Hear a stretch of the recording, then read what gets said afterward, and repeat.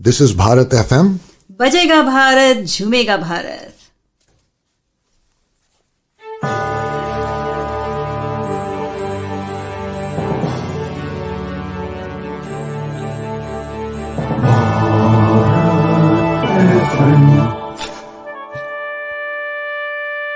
ये है भारत FM.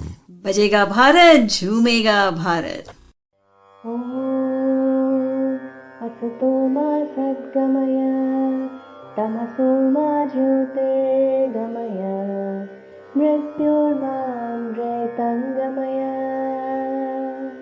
ॐ शान्ति शान्ति शान्तिः.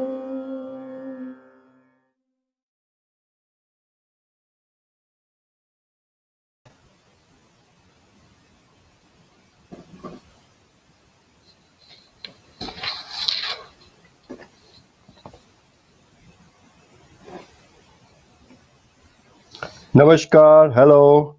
A very warm welcome to everyone in the 7th episode of the Tree of Life Season 2. You're watching us live on Facebook page and YouTube channel of Bharat FM and Facebook page of Tree of Life show. With the advancements in science and technology in last 400 years, humans have put a lot of pressure on Earth's resources. We must do everything that is possible to ease out the pressure in whatever capacity we can. From the way we travel to the way we live, eat, and consume.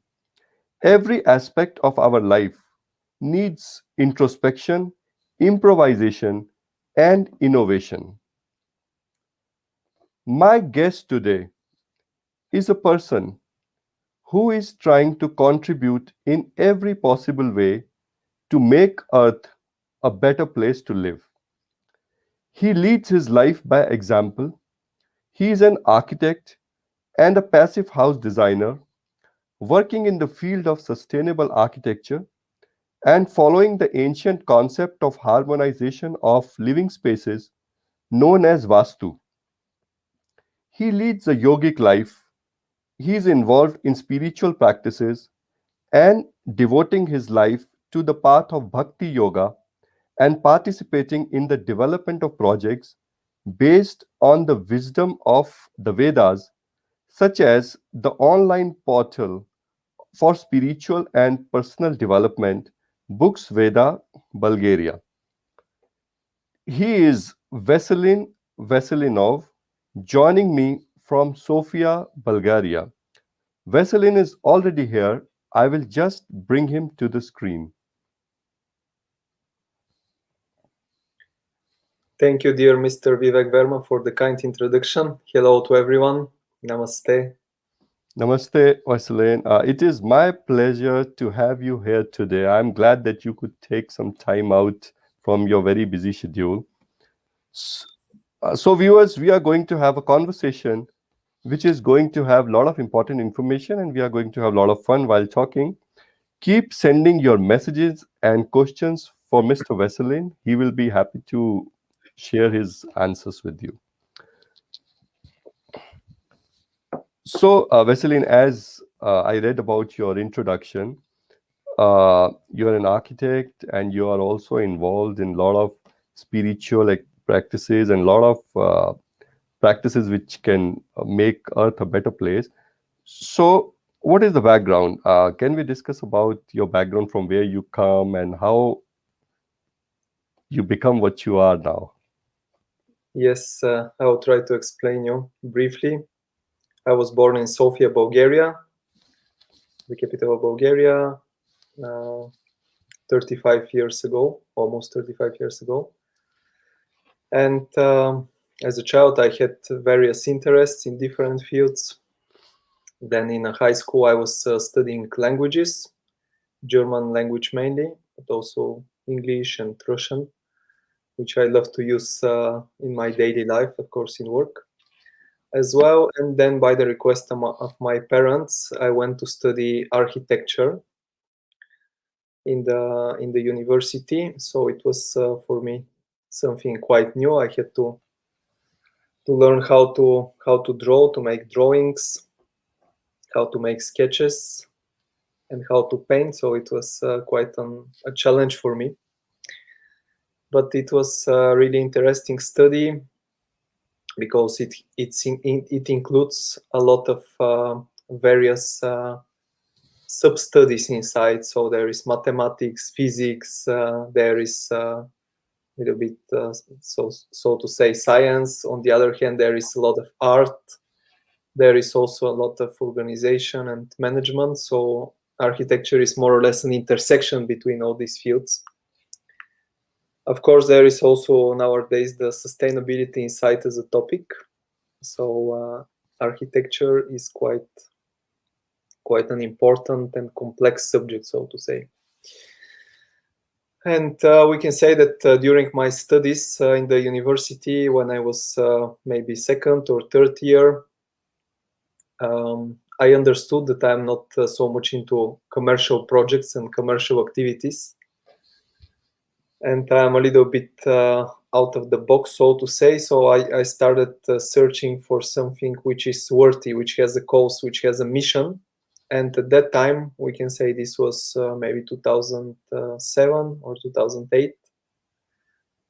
So almost 14 years ago. So at that time, sustainability was not a big topic, especially in Bulgaria. It was almost unknown as a topic, so to say.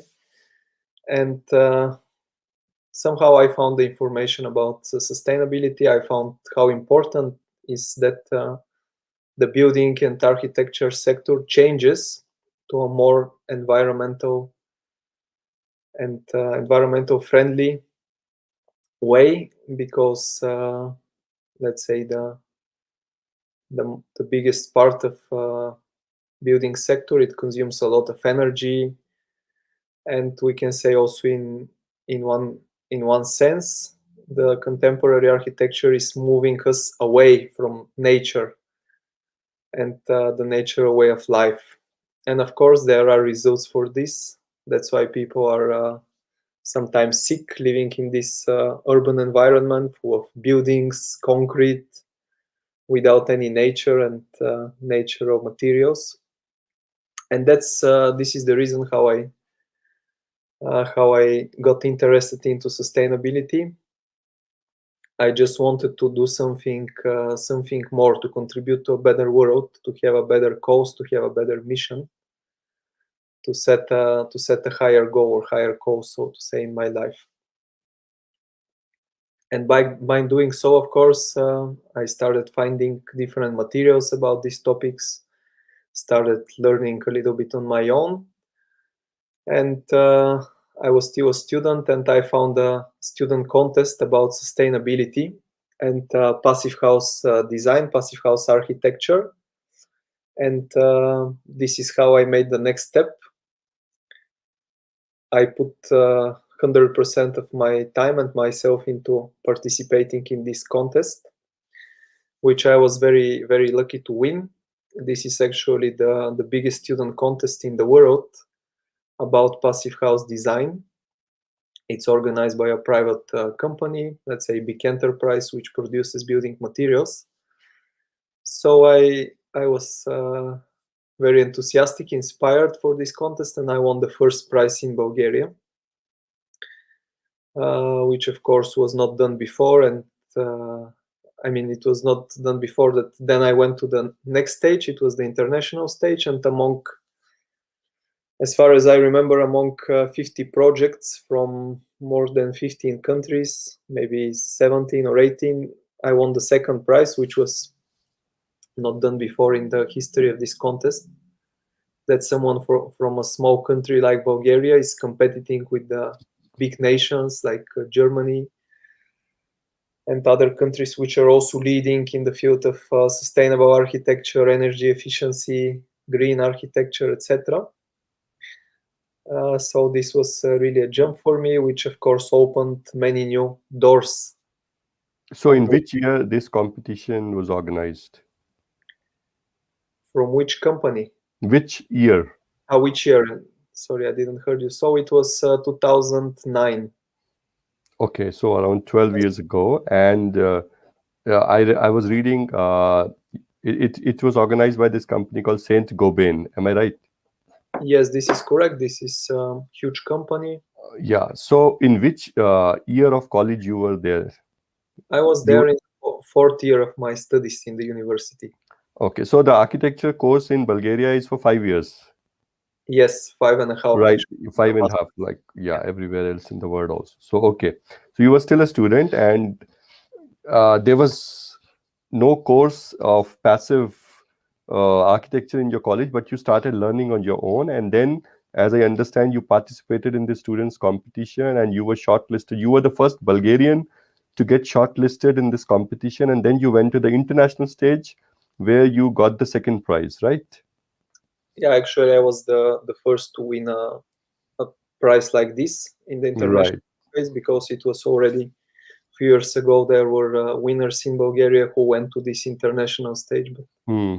this was a big success, so to say. Right. So, what kind of project it was?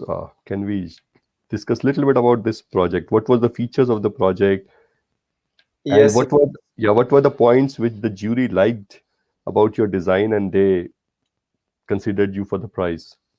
yes, thank you for this interesting question.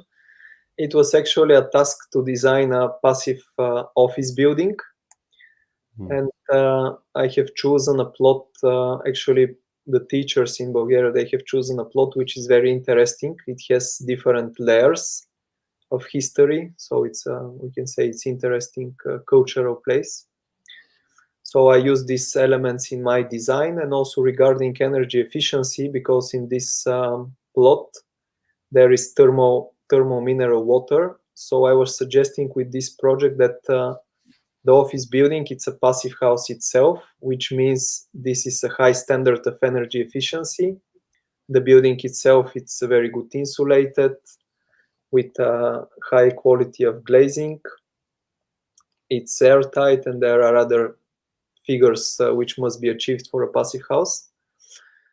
But the innovation issue was that this building, it was actually a cube which was cut by different cultural elements of the site, and this cube was covered by another cube which was made from glass, and this cube could have been filled with water. So in the winter time you can fill it with this thermal water, with the idea that you heat the space inside and also to heat the building. And of course in the summertime you can use rainwater to cool down the building. And the building itself, it was covered with green facade and roof, so during the different seasons it can change.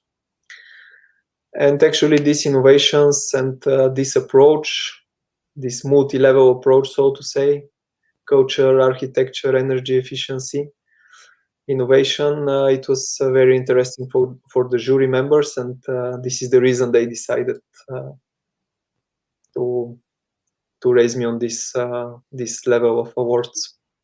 Sounds excellent. As you were mentioning that it was a mineral water site. So, by any chance, were you inspired by falling water? Falling water is also on top of some waterfall, and here you have some geysers or mineral water. So, did you think for a moment to do some building like falling water? Very similar context. Yeah, of course, it's a part of the innovation process, so this can be done. Actually, I never thought about this. I had in my studies different ideas, Yeah. but never about the falling water of a waterfall. Of course, it can be used because the nature is providing us with many energies. If we use them in intelligent way, this is really sustainability and sustainable approach to architecture. Excellent. And then after this competition, you won the scholarship to go to Germany. Is that correct? Yes, How I was. how did this scholarship happen? Yes, actually, after this competition, I went to Germany for a summer course in one architectural company. the jury member actually we spoke with him, and he was happy to invite me also for a summer work in his company. And I continued my studies afterwards. I graduated, and this was the point where my personal life also changed a little bit. So after finishing the studies, I was thinking maybe to go and live in another company, maybe in Germany, maybe in Canada, where I have contacts in both of these countries. But finally, I decided to stay here, and I was participating in a project. We founded a company for architecture, design, and IT development. And at that time, this was really a small company. Yeah, so we will come to that also. So how many years did you spend in Germany during your scholarship? My first visit was just a few months. But when I graduated 2011 and we founded this company, I was also parallel working on projects about energy efficiency, sustainability. And a few years later, I was applying for this scholarship. This scholarship is provided by the German Federal Agency for Sustainability, Deutsche Bundesstiftung Umwelt. It's called. I hope the translation is in English is correct, so they do not blame me about bad translation. I'm joking. So I had this opportunity. So 2015, I went for a year and several months to live in Germany, to work in an architectural company, which was specialized in passive house design, and also with experience with natural materials, which after finishing my studies, it was a big topic for me.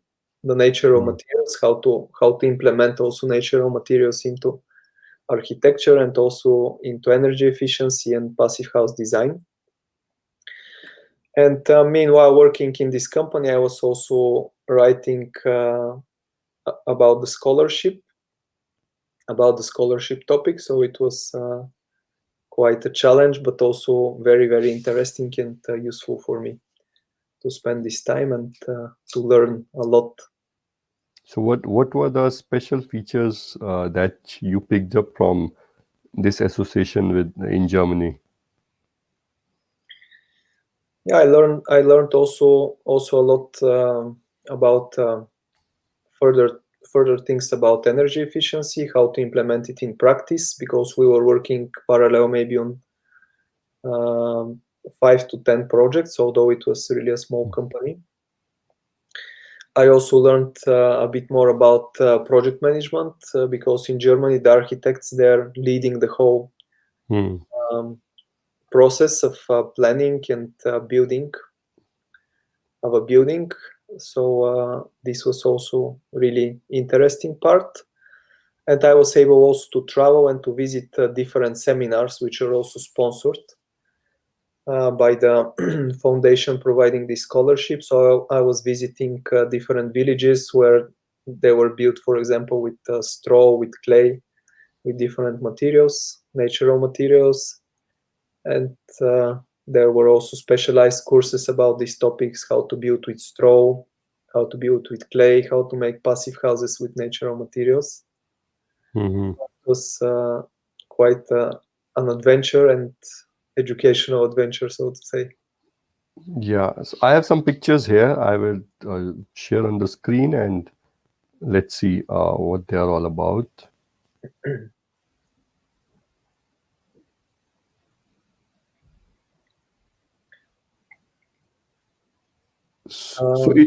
Is this the box you were talking about, which you designed for the competition? Actually, no. This was another student project. It was about designing a working space, which can be moved everywhere. It can be placed, for example, in nature. Right. Inside, you have a working bureau and working desk. So I had already this interest in nature and architecture. And this is actually the project with which I won this prize in the student contest. Yeah, so this is the box within the box, right? Yes, it's a box within a box.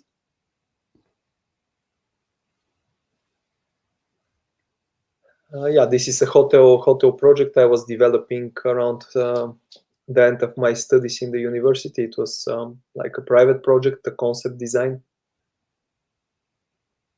for this this area. This is a contest about the transformation of a space. So I had to choose a topic on my own to transform a space, and I have chosen a space in Sofia. And these are actually the rivers.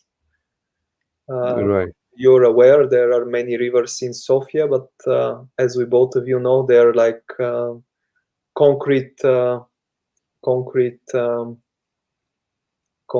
places where just the river is flowing like a canal through this concrete. And I was thinking that these rivers, they can be connected inside the city, and the citizens can benefit with having pedestrian and bicycle lines inside these rivers, and it can be really like a park with greenery and really a nice space to travel through the city, but also for leisure. This is a concept project about a passive house design, just to demonstrate the passive house quality, and that a passive house design can have various forms, and it can be applied in every details, with every different building details. So what are the salient features of this project? Uh, How do you achieve the passive design in this kind of project? yeah, in these slides we cannot see it very perfect, but actually the building is oriented on the south side of the plot, so with the long side on the south. As we were looking through this building, we were looking from the south. So the main glazing is from the south, of course, and I have provided different sun shading options. So the second floor is made from, or let's say the first floor above the ground floor, it's made from wood construction, and it has exterior wood cladding. And on the south side, it has panels which are sliding on the facade. So you can close completely the upper floor of the building. As you can see on the west facade, there are panels which you can close like a book, like a paper also. So you can make sun shading like this. And of course, this upper floor, it's moved a little bit ahead, as we can see in this section. And there is also natural sun shading for the ground floor. Okay, so just by orienting the building as per the sun conditions, sun angles, and also using the various cantilevers and various dynamic features, you are trying to reduce the heating load of the building. Yes, exactly. Right. During the winter time, the building can be heated by the sun. During the summertime, it can completely block the sun rays in order not to overheat. Of course, all living spaces are also put on the south side. This building and the materials and the details which are used, of course, this is not visible in this slide, but this slide is showing that we have a complete air tightness layer of this heated volume of the house. Of course, windows for passive house design are used, and there is also a ventilation system, which is an important feature of a passive house design.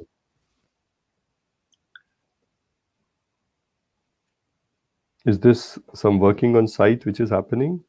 This is actually a workshop by an architect in Bulgaria. He's called Georgi Georgiev.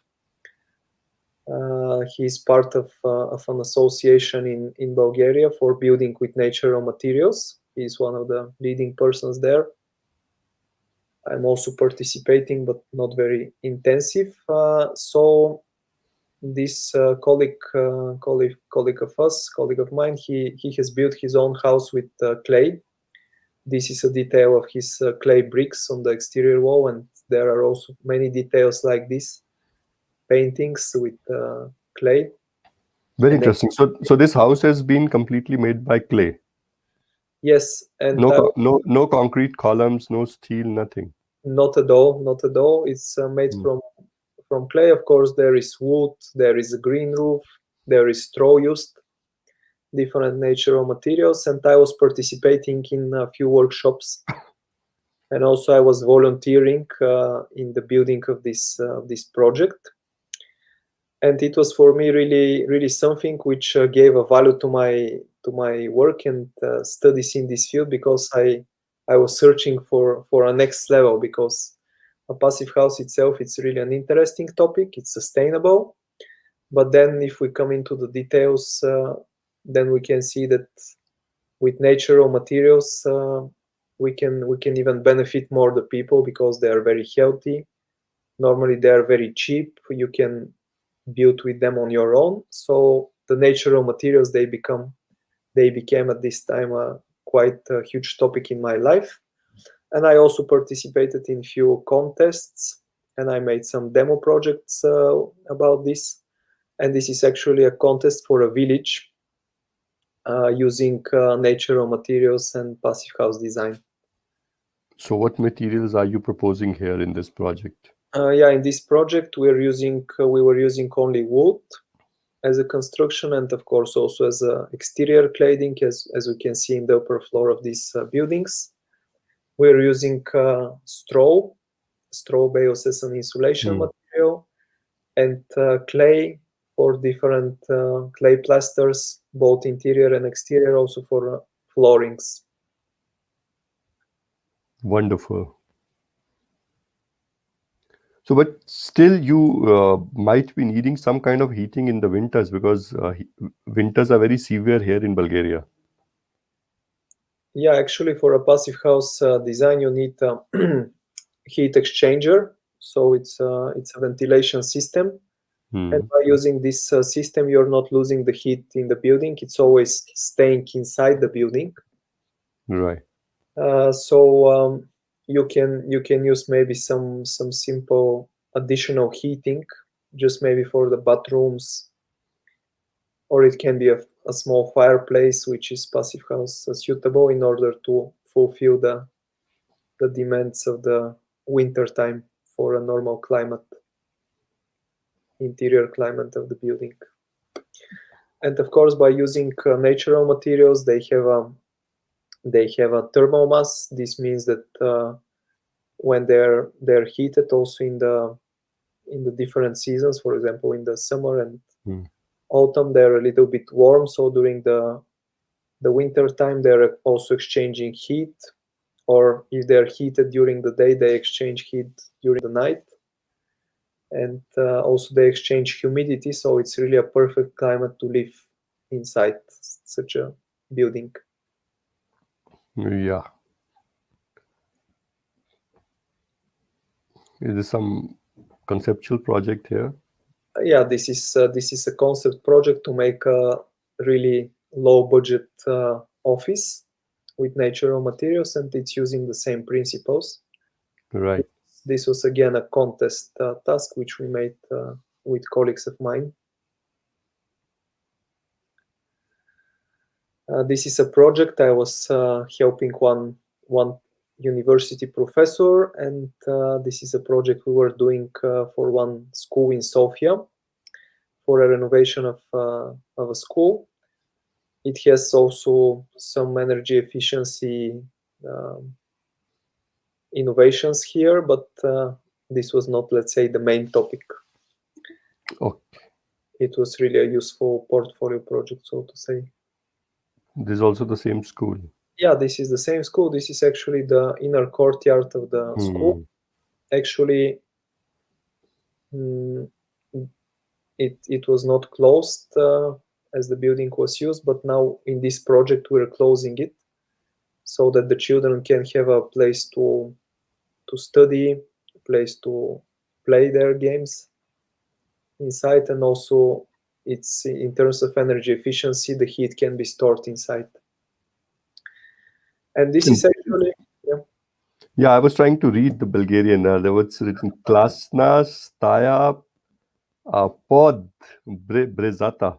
Pod brezata, yes.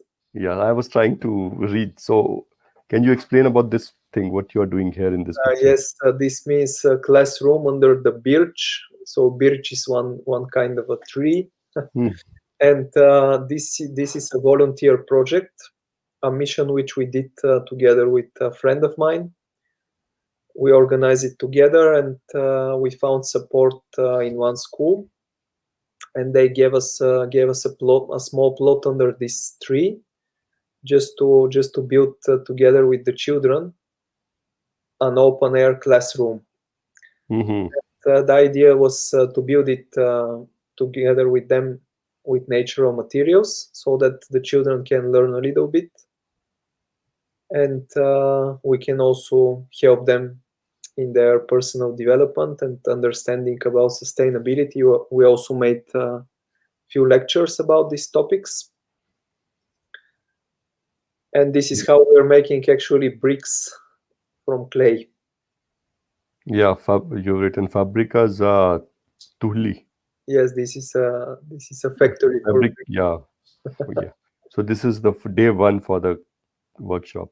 yeah, this was the day one for the workshop, and I think in almost 2 months we were working only on the weekends, mainly. So this was also a volunteer project for the children and for the teachers and for the directors of the school, and finally we built something very interesting, and I think this can be multiplied as an education program also in different schools, maybe also universities. And in this slide, this is more an educational slide. We are showing what are the characteristics of the natural materials, particularly the characteristics of the clay. Sorry. And we're showing here the different benefits. So the clay can regulate the temperature and the humidity. It has thermal mass. It's a very good salt insulator, but also heat thermal insulation. And the clay can reduce the electromagnetic waves. Of course, this is also very good for the health of a human being. And of course, you can find it very easily. It's everywhere. So are there these kind of buildings getting built in Bulgaria now? There are few examples. This image is actually from I think from the US, or maybe it's from the Spain. I'm not quite sure at the moment, but there are also a few buildings like this being built, and I hope in the future this topic will grow further. This is another picture from our building process together with the children. So this is the wood construction. We made 4 walls, different walls, and this is the wall made from straw bales. And we're just putting the clay plasters above it. This is a technique which is very popular in the previous, which was actually very popular in the previous centuries in Bulgaria. So it's using branches of trees and as a construction of the wall, and then you have to put clay, which is mixed with Right. straw, and it's a very good technique. This is a few images from the working process. Some friends of mine are also coming. Teachers were helping, and children were also playing in this game. And this is also another technique which we were using. It's called cop. So you're making balls of straw and clay, and you're just building with them like Right. bricks. We made also a green roof. We planted there plants. You can see them. Yes. What is the roof? Is this the green roof? Yes, this is the green roof. Great. So you've reached day 11. Yes, this is day 11. We are putting clay plasters on this wall made from these balls of clay, called cop. Here the children are making different drawings. with clay paint, and I was also helping a little bit here to make the paintings. So we put the different 5 elements. So this is the earth element, so to say, and we put them on the different facades of this small house. And this is the element earth. This is somewhere in Rila or maybe in the Himalayas. This previous image. Yeah, so that sounds very interesting. The volunteer projects which you are taking here, and what about your independent architectural practice now? You are doing some projects of your own, some sustainable houses which you are designing. Yes, I will speak about this further.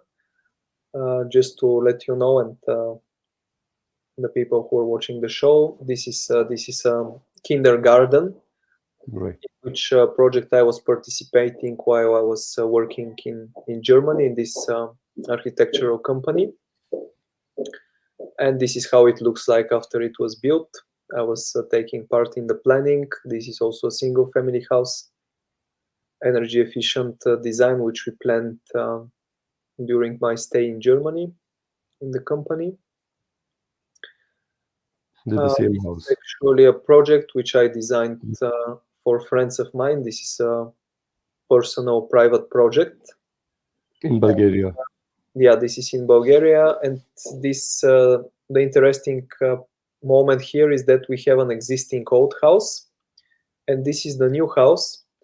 And because from the terrace of the old house there is really a beautiful view towards a water dam, we decided to plant this house on one level below, so that the view towards this beautiful water dam can be preserved. Excellent. This one's unfortunately not built, but it was really a very inspiring project, and the friends of mine, the family, they appreciated it a lot. And this is the section we can see the right. Sorry? For the same house, right? The sections Yes, for this the is same. for the same house, and actually this new planned building is in the middle with the red cover. Yeah, this one. Yes, and on the right side you can see the existing house. Yeah. And on the left side is this water dam. So this is also a garage for a car, two cars actually. So if you go to the terrace of the existing building, you can have a nice view. It's not interrupted by the new building. And yeah, this is also the view from the terrace above with a flat roof, green roof, and open air kitchen with a small water pool. So these are, I think, some materials which you are using. Yeah, these are actually details in the company which we founded 10 years ago here in Sofia.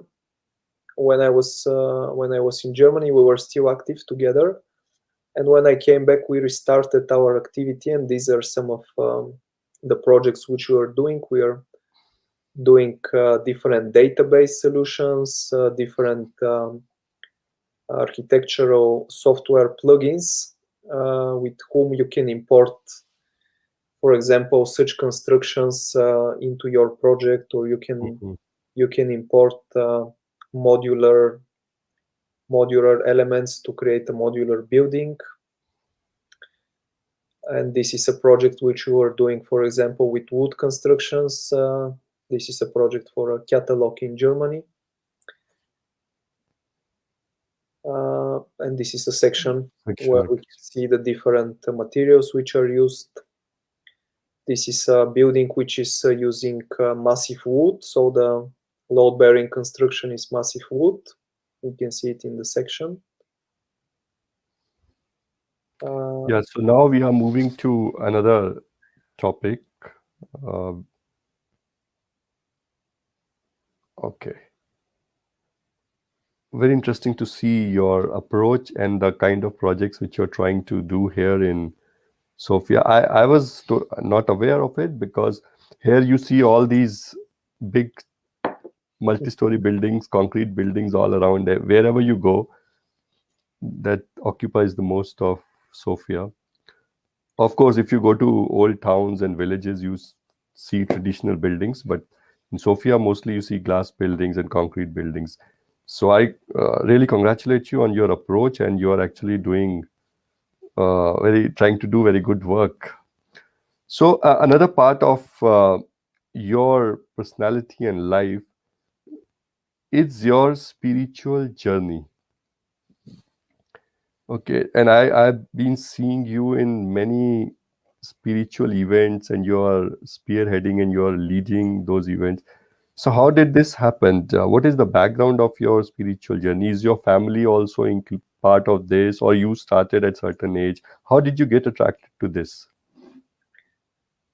Yes, my spiritual journey started a long time ago.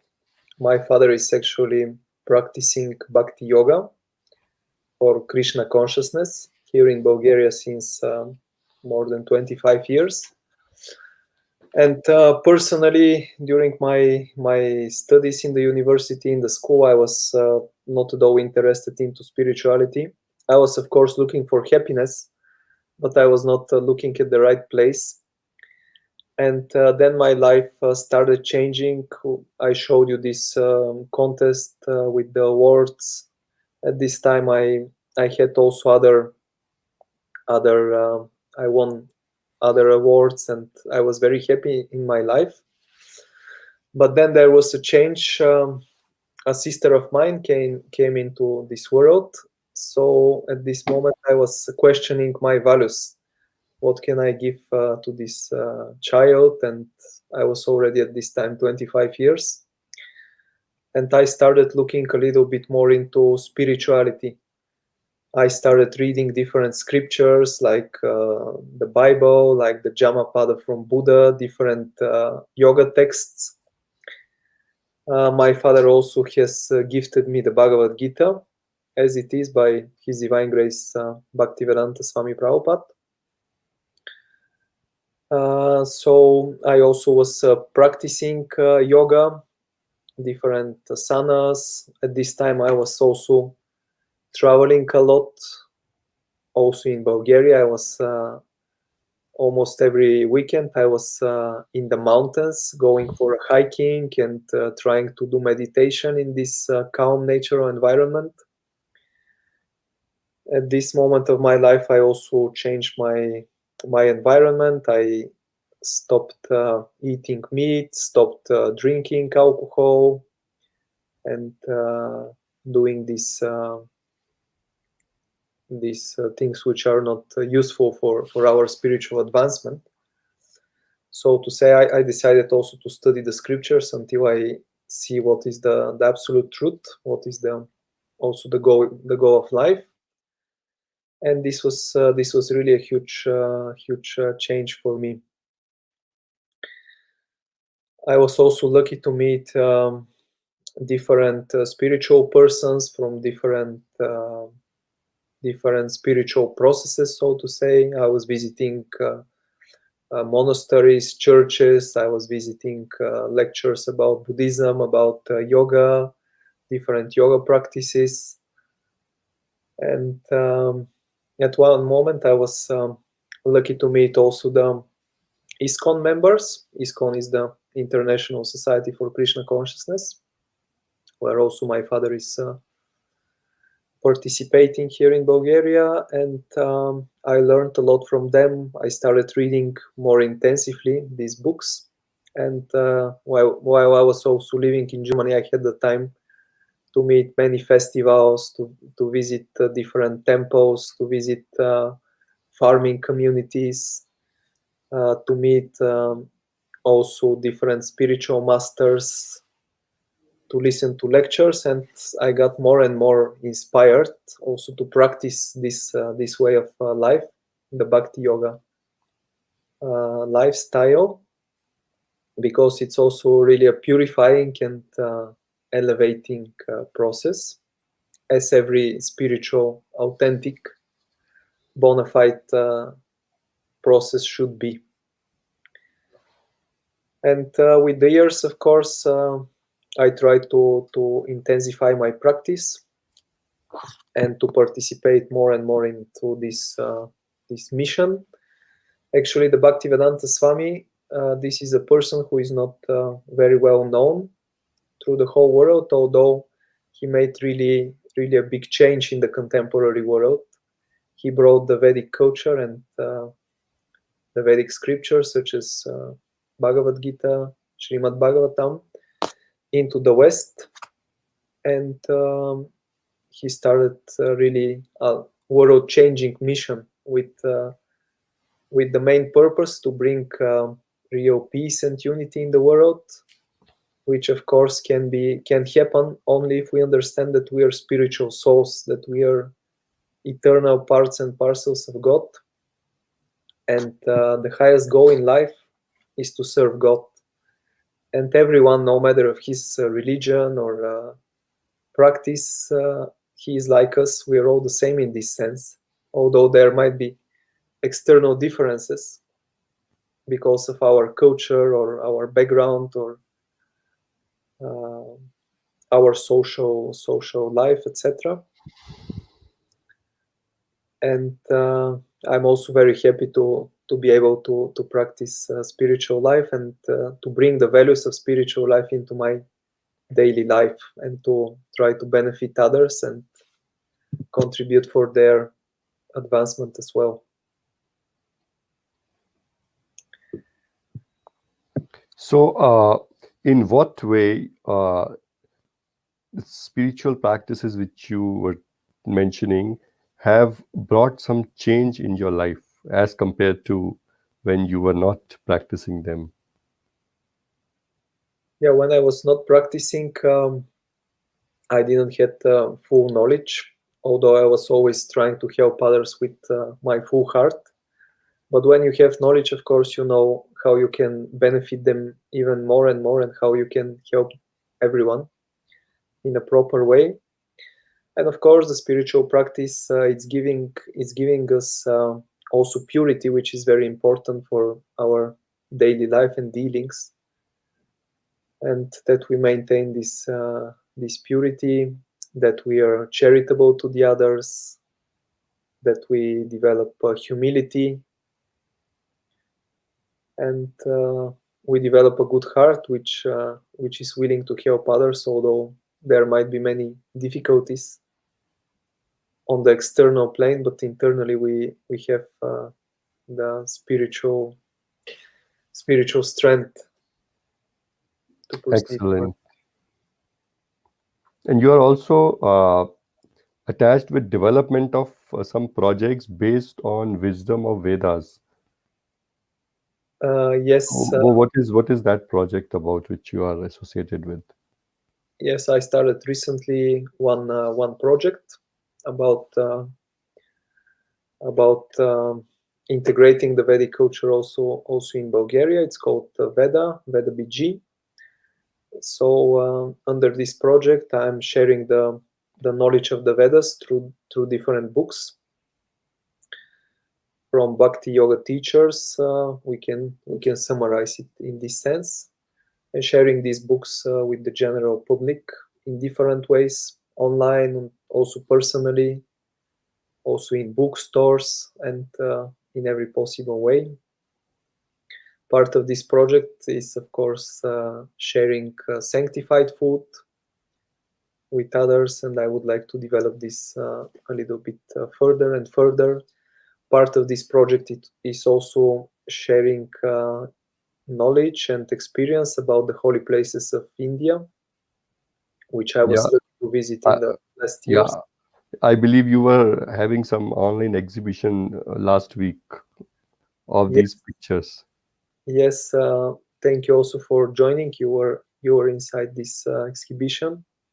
I made it a few times actually in Bulgaria, in different cities, also online. Now we did it, and I think there is quite an interest because actually Vedic culture, this was the prominent culture of the whole world, we can say 5,000 years ago, and actually our local Bulgarian culture, it has its origins in the Vedic culture, also word Veda.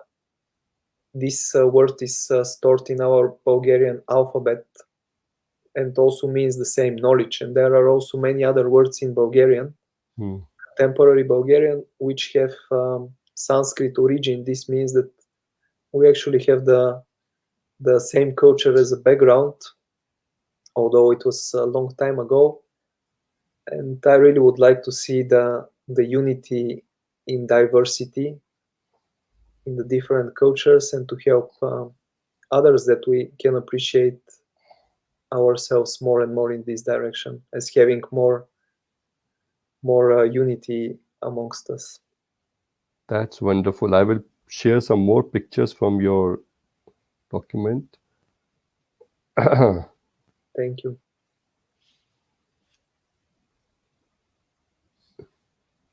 This is very interesting picture. You're trying to capture. Is it sunrise or sunset? This is sunrise. Actually, this is this photo is made at the end of the Balkan mountain. This is a huge mountain which is passing through the whole Balkans peninsula, and there is a mountain hiking trip, 700 kilometers long in Bulgaria, which is ending exactly at this Emine Cape. So this photo is there, and at this time I was practicing also yoga. So I was here we can see you in some procession. Yes, this is the festival known as Ratha Yatra, which originates normally from Jagannath Puri, India, but Bhaktivedanta Swami brought this festival throughout the whole world. And this is the festival in Berlin. This is actually a photo from the same Ratha Yatra festival in Sofia. In Bulgaria, I know one of your guests, Stella Sachi Sundari. She was visiting you in your show some time ago, and she was many years the main organizer of the festival, and still benefiting the festival with her experience. This is also one image screenshot from the website Veda BG about sharing wisdom of the Vedas, knowledge of the Vedas, and books. So these are some your personal pictures which I wanted to share with our viewers. So you can tell about this picture. Thank you. Yes, this is a picture from 2009. This is the awarding ceremony of this student contest of Senguben about passive house design. This is a student contest about these rivers, which I showed you, this rivers project. A photo from our office of the company which we founded here in Sofia. This is the mountains. This is another photo this is Mountain Stranja. So you found happiness, we can see from your face. Yeah, I love being in the nature, and actually I love also to lead voluntarily groups in this. So when I was seeing your pictures, I put this picture to show because you look very happy in this picture. Thank you. This is a presentation about the project with the children, building this classroom with natural materials on a conference. Yes. So this is you call nature texture, right? This is what I can read. How I called it, and this is my idea to make a portal about sustainable architecture called nature texture.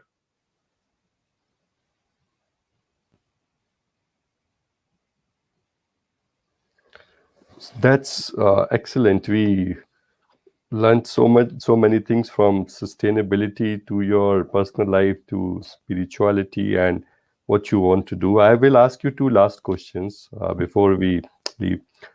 You are 35 years old. What do you want to see or achieve in future? What is your passion or one dream which you would like to achieve?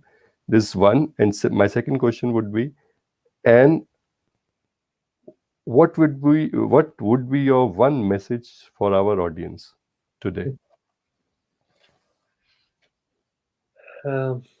Maybe I'll start with the second part of your question. I don't know if it will be just one, but I would say as a message to the audience, thank you for your attention, of course. I would always say, please set higher goals in your lives, higher mission, higher causes, and try to execute them in a selfless way. Try to connect with God according to the process which you're trying to follow, and then be an example. This is the most difficult part for me, to be a very, very good example, to set an example.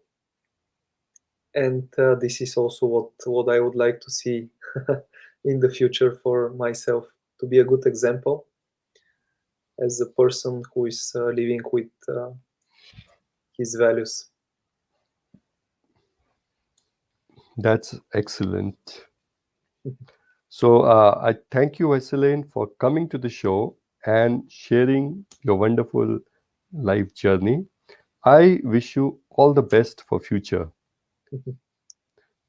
So thank you very much once again. Thank you very much, Vivek. You're very kind. Thank you for your invitation. It was pleasure. So viewers, please like and share Bharat FM and Tree of Life show. And now it's time for some health tips. Dr. Abhishek Mishra is here with us with very useful tips. Hello friends, Namaste. This is me, Dr. Abhishek. I'll give you a very simple and very effective home remedy to cure stomach pain or severe abdominal discomfort. It's very common to have stomach problem. Sometimes pain is really very severe and it may happen anytime. And you need immediately some medicine to release your pain, or you need a doctor to help you. So here I'll give you a simple remedy which can cure your problem very effectively and very quickly. So what you need to cure this problem is, the first thing is mint.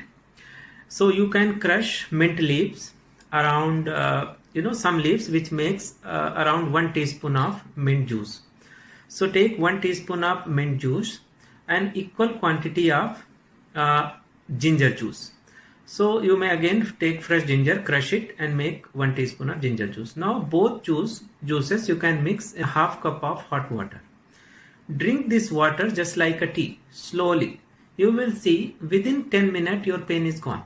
Within maximum 10 to 15 minutes it works and your pain will disappear. Now your pain have many reasons to happen. Maybe you have a lot of gases in the stomach and it started bloating. Your food was not good, you ate and it started creating problem, you ate too much. Or you have already some chronic existing inflammatory condition in the gut, like chronic gastritis or some inflammation in gallbladder. Doesn't matter what is the reason. This remedy works very effectively, and within 10 minutes you will see immediately relief. You may repeat this drink. For example, if you still need I need, and you feel that you may want to drink it within, you may repeat within 1 hour again you can drink, or you can drink this again in 2 hours. So 3-4 times in a day you may drink this tea. Your almost problem will disappear. You don't need any medicine. Now if you have repeated abdominal problem or stomach discomfort, you are very often getting stomach pain, bloating, gases, feeling heavy, not feeling good, drink this tea regularly. Make 1 drink in the morning and 1 drink in the evening, and do it repeatedly for some days, maybe some weeks or months. You will see almost your problem is gone. Yeah, definitely you have to work on your food. If you are drinking too many coffee or tea, eating heavy food, too strong spicy food which causes inflammation, you have to avoid all these things. But this tea is very effective, which will cure your problem within a few minutes. So make this tea, this drink, and tell me how did you feel after drinking this tea when you have unfortunately some severe stomach problem or discomfort. It's very easy to make and very effective. Thank you, Dr. Abhishek Mishra, for the wonderful health tips. Before I sign off, I would like to share one story which a friend of mine has sent. A young girl and her father were walking along a forest. At some point, they came across a large tree branch on the ground in front of them. The girl asked her father, "If I try, do you think I could move that branch?" Her father replied, "I am sure you can if you use all your strength." The girl tried her best to lift or push the branch, but as she was a young girl, she was not strong enough and she couldn't move it. "Try again. You are strong." But the girl says, "No, I cannot move it."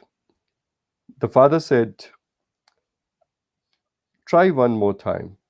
The girl tried hard to push the branch. She struggled, but again it did not move. And she said, "Dad, I cannot do this." Finally, her father said, "Young lady, I advised you to use all your strength, but you didn't. You didn't ask for my help."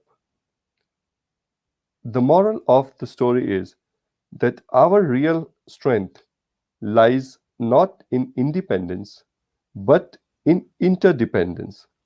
No individual person has all the strengths, all the resources, and all the stamina required for the complete blossoming of their vision.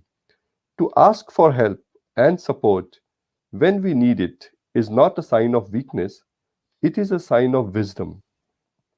With these thoughts, I would sign off today. Have a great weekend and Easter. Next week, I will be here again with another friend. Till then, take a good care of yourself and your loved ones. God bless you all. ॐ असतो मा सद्गमय तमसो मा ज्योतिर्गमय मृत्युर्मामृतङ्गमय ॐ शान्ति शान्ति शान्तिः